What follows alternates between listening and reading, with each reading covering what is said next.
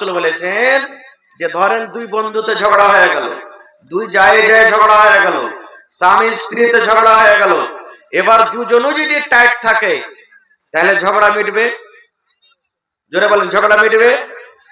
এদিকে তো মনে করবে পুরুষটা যে আমি তো হলাম পুরুষ, তোকে আমি খেটে খাওয়াচ্ছি, বেশি টেরপুই করবি, তোকে ধরে বেড়িয়ে দিব একবারে।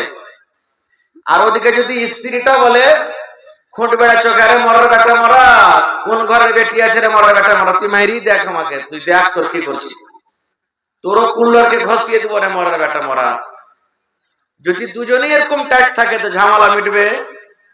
মিটবে?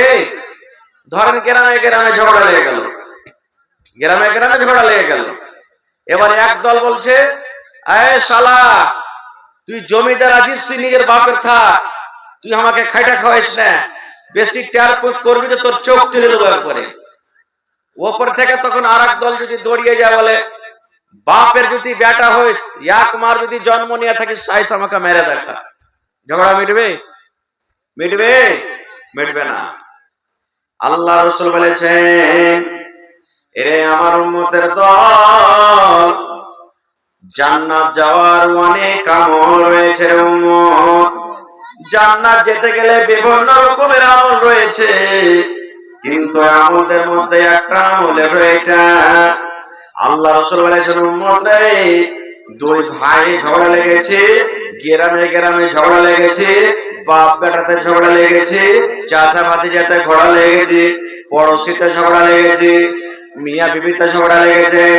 আল্লাহ রাসূল বলেছেন, দুজনের মধ্যে যে সবর করে নিবে, যে সবর করবে, ওই লোকটাকে রব্বুল আলামিন কিয়ামতের দিন জান্নাত দান করবেন।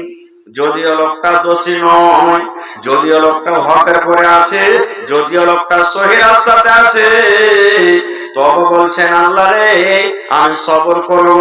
যা ভাই তুই বড় হয়ে থাক, যা রে বেটা তুই বড় হয়ে থাক, যা রে নানা তুই বড় হয়ে থাক, যা রে মা তুই বড় হয়ে থাক, আমি ছোট হয়ে যাব, তোর সাথে আমি ঝগড়া করবো না, তোর সাথে আমি লড়াই করবো না, আমি সবর করব, সবর করব। আর আল্লাহর কাছে দোয়া করছি, আল্লাহ রাব্বুল আলামিন যেন তোমাকে হেদায়েত দান করেন।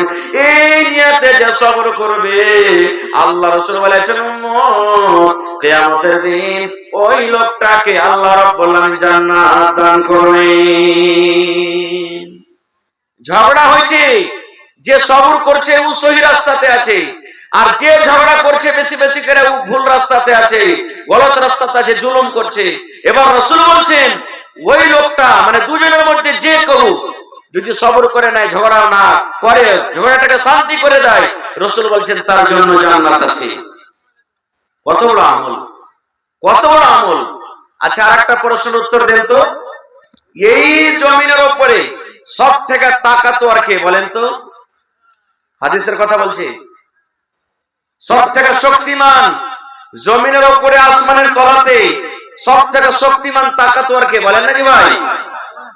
জি, আল্লাহ রাসূলের জামানাতে একজন সাহাবী, আপনারা যেমন আজকে বসে বসে জালসা শুনছেন, আল্লাহ নবী সাহাবীদেরকে বললেন, ও আমার সাহাবীর দলেরা, জমিনের উপরে সব থেকে কে তাকাতোয়ার শক্তিশালী মানুষ হলো বলো তো?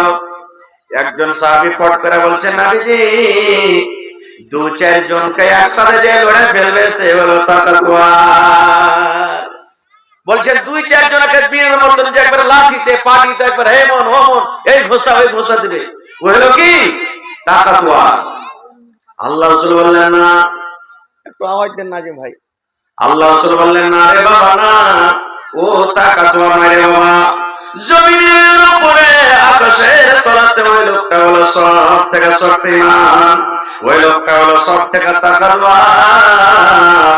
আল্লাহ রাসূল বলেছেন, রাগ উঠে গেছে, এমন রাগ হয়েছে, বন্দুক পেলে গুলি চালিয়ে দিব, লাঠি থাকলে মেরে দিব, খুঁট বেড়া থাকলে ছেড়ে দিব, হাঁসা থাকলে চালিয়ে দিব, তীর থাকলে ছেড়ে দিব, বললাম সুলপি থাকলে মেরে দিব, এরকম রাগ হয়ে গেছে। আল্লাহ নবী বলেছেন উম্মত এরকম রাগকে যে কন্ট্রোল করবে, এরকম রাগকে যে খেয়ে নিবে, এরকম রাগের পরে যে ব্রেক করবে, এরকম রাগকে যে দেবে নিতে পারবে, আল্লাহ রাসূল বলেছেন উম্মত জমিনের উপরে ওই লোকটা হলো সবথেকে শক্তিমান। হয় না এরকম?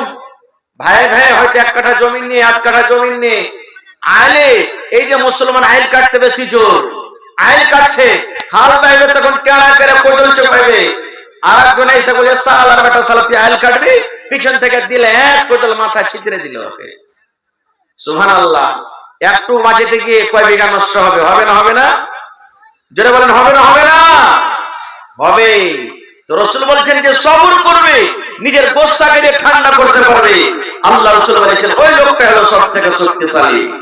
এবার বলবেন হাজী মাওলানা কিয়ামতের দিন হিসাব তো অনেক প্রকারের হিসাব হবে, বেশি কথা আপনাদের সামনে আমি বলবো না। খুব আল্লাহ রাসূল আরেকদিন সাহাবায়ে কেরামকে প্রশ্ন করছেন, মানলো প্লিজ, আজকে শুধু কয়েকটা সওয়াল জবাব করব আপনাদের সামনে। আল্লাহ রাসূল একদিন সাহাবীদেরকে বলছেন, মানলো প্লিজ, হে আমার সাহাবীরা, মুফলিস কে, গরীব কে? সুবহানাল্লাহ। এবার সাহাবায়ে কেরাম বললেন, ইয়া রাসূলুল্লাহ লা দিরহাম ওয়ালা দিরহাম, যার কাছে টাকা নাই, যার কাছে পয়সা নাই,